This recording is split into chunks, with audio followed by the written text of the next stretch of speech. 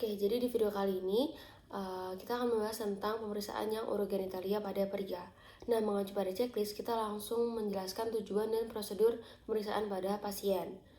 Cuman bisa di awal nanti menanyakan nupas atau anamnesis singkat dan keluhannya.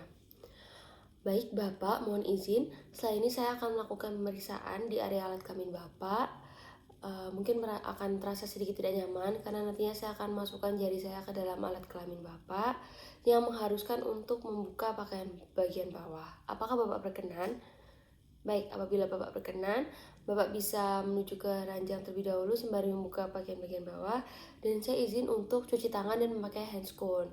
Nantinya pemeriksaan akan ditemani oleh perawat. Dan cuci tangan 6 langkah menurut WHO. Jangan lupa untuk cuci tangan menghadap ke arah dokter dan memakai handscoon yang tidak steril. Oke, kalau yang perempuan baru yang pakai steril, kalau yang pria nggak usah.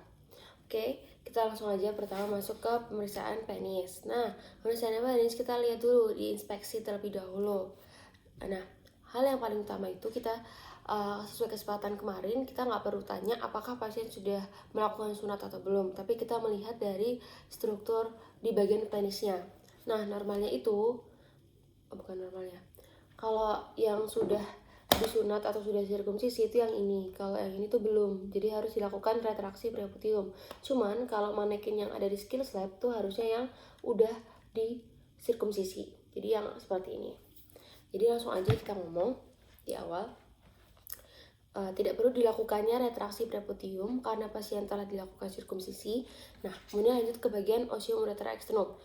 Letak osium ureter externumnya normal, berada di ujung glans penis, tidak ada kelainan epispadia maupun hipospadia. Nah, selanjutnya juga dilihat tidak adanya benjolan atau lesi. Kemudian kita masuk ke bagian papasi. Nah, bagian papasi yang awal itu di bagian dorsal atau bagian punggung dan bagian ventral. Lalu bagian ventral. Nah, pertama yang bagian dorsal terlebih dahulu, kita palpasi, ditekan dari bagian ujung glans penis. Oke, di bagian ujung glans penisnya tidak ada pertanda tumor, tidak ada penonjolan, kemudian konsistensinya normal, traba corpus cavernosumnya normal, vena dorsalisnya tidak ada pengerasan, dan tidak ada sekret abnormal. Oke, jadinya yang vena dorsalis itu diinterpretasikan waktu di bagian dorsal, bukan ventral. Nah, habis itu kita masuk ke yang ventral. Yang ventral itu perlu bantuan tangan kiri, jadi kita angkat, cuman karena manekennya di sekilas kan dia nggak bisa diangkat. Jadi kita pegang aja kayak gini, terus sambil menjepit yang bagian bawah. Cuman beda palpasinya, kalau tadi kan yang dorsal gini. Nah, kalau yang ventral itu dia cuma ditekan-tekan aja. Sembari nanya, jadi jangan lupa nanya juga, maaf Bapak, apakah ada nyeri? Oke, tidak ada. Nah, tadi yang dorsal juga ditanya apakah ada nyeri atau enggak. Oke, terus nanti interpretasinya, korpus spongiosumnya normal, tidak teraba adanya batu atau benjolan. Terus tidak teraba adanya bagian yang keras. Oke, setelah selesai kita masuk ke bagian palpasi limfonode inguinal. Nah, kalau di checklist kan langsung palpasi, cuman kita kesepakatan kemarin inspeksi terlebih dahulu. Langsung dilihat limfonode inguinalnya, tidak ada perubahan warna, kemudian tidak ada massa, tidak ada pertanda radang. Kemudian kita masuk bagian palpasi, palpasinya itu dari atas ke bawah, tangannya gini. Kita palpasi sampai ke selangkangan. Nah, interpretasinya nanti tidak ada benjolan, kemudian tidak teraba adanya pembesaran kelenjar inguinal. Nah, tadi yang benjolan itu disebutkan juga tidak ada benjolan yang mobile atau terfiksir. Berarti ada dua interpretasinya. Tidak ada benjolan yang mobile atau terfiksir, dan tidak ada pembesaran kelenjar inguinal. Selanjutnya kita masuk ke pemeriksaan skrotum. Kita melakukan inspeksi terlebih dahulu. Nah, untuk inspeksinya itu ada dua posisi berdiri dan posisi tidur atau telentang. Nah, berdasarkan kesempatan kemarin kita tidur dulu, berdiri dulu. Nah, waktu pas dia berdiri, baik Bapak bisa berdiri sembari mengejan ya. Nah, apa yang kita lihat? Kita melihat apakah ukuran dan letak testisnya itu normal. Nah, normalnya itu nanti yang bagian testis skrotumnya itu yang bagian kiri akan tergantung lebih rendah daripada yang sebelah kanan.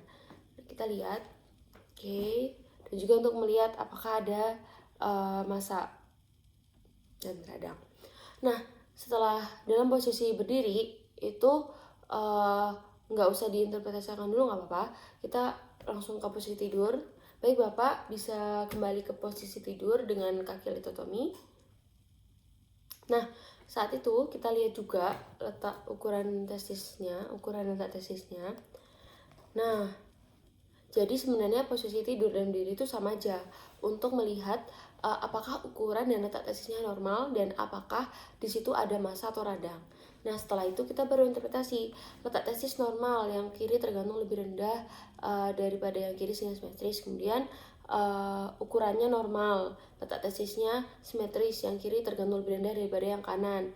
Tidak ada pertanda massa dan radang.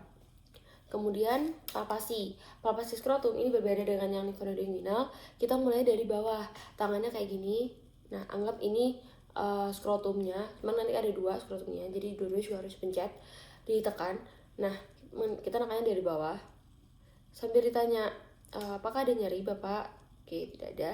Kemudian kita mulai dari bagian venikulusnya. Di area venikulusnya tidak tampak adanya varikokal. Kemudian konsistensinya normal, tidak ada pertanda tosiotestis. Nah, setelah itu kita omongkan saja ke dokter bahwa seharusnya itu perlu dilakukannya auskultasi skrotum, cuman di checklist gak ada, jadi kita ngomongin aja. Perlu dilakukannya auskultasi skrotum untuk mengkonfirmasi adanya hernia pada skrotum, yaitu dengan perlu dilakukannya auskultasi skrotum apabila diperlukan untuk konfirmasi adanya hernia pada skrotum, yaitu dengan mendengar suara peristaltik usus atau bising usus di dalam skrotum. Nah, itu aja. Terus habis itu langsung masuk ke bagian pemeriksaan colok dubur. Nah, yang pemeriksaan colok dubur ini tadi tetap pakai handskon, terus kita kasih lubrikan. Terus jangan lupa izin. Mohon izin Bapak, setelah ini saya akan masukkan jari saya ke dalam anus Bapak, mungkin akan terasa sedikit tidak nyaman. Nah, kita kasih cairan lubrikan, jangan terlalu banyak, cukupnya aja. Nah, terus jangan langsung masuk, tapi diputar dulu di bagian luar sebanyak 3 kali. Misal ini anusnya, kita putar dulu bagian luarnya untuk merelaksasikan otot sphincter ani. Kemudian masuk. Nah, ada tahanan pada bagian sphincter ani yang menandakan normal. Kemudian masuk lagi. Ampula rektinya teraba ada ruangan yang menandakan ampula rekti tidak kolaps. Masuk lagi ke dinding rektum. Dinding rektumnya teraba kenyal, terus licin, tidak ditemukan adanya massa. Setelah itu baru masuk ke prostat. Nah, yang prostat kita raba dulu yang bagian tengah atau sulcus prostatikusnya. Sulcus prostatikus dapat teraba, kemudian ke bagian kanan dan kiri dapat teraba normal, tidak ada benjolan. Terus ke bagian belakang dapat teraba sampai atas sehingga tidak adanya pembesaran kelenjar prostat dan juga tidak ditemukan adanya nodul. Setelah itu kita melakukan refleks bulbo cavernosus. Tangannya jangan dikeluarin dulu. Yang tangan kiri menekan dens penis. Nah, ini untuk melihat kontraksi si otot sphincter ani. Apabila normal itu berarti positif, akan terasa kontraksi otot dari sphincter ani. Interpretasinya terasa kontraksi otot sphincter ani, yang berarti interpretasinya itu adalah positif yang menandakan normal. Setelah itu kita mengeluarkan jari, kemudian evaluasi di sarung tangan. Apakah ada lendir, darah, dan feses? Normalnya itu tidak ada lendir dan darah, tapi kalau ada feses itu masih normal. Kemudian sudah kita lepas handskun dan cuci tangan menurut nama WHO. Dan apabila waktunya masih cukup, kita bisa interpretasi singkat hasil keseluruhan pemeriksaan. Tapi kalau enggak juga nggak apa, karena di checklist juga nggak ada. Nah, apabila masih ada waktu berarti lepas cuci tangan. Baik, Bapak bisa memakai pakaian bagian bawah, mari saya cuci tangan dan melepas handskun.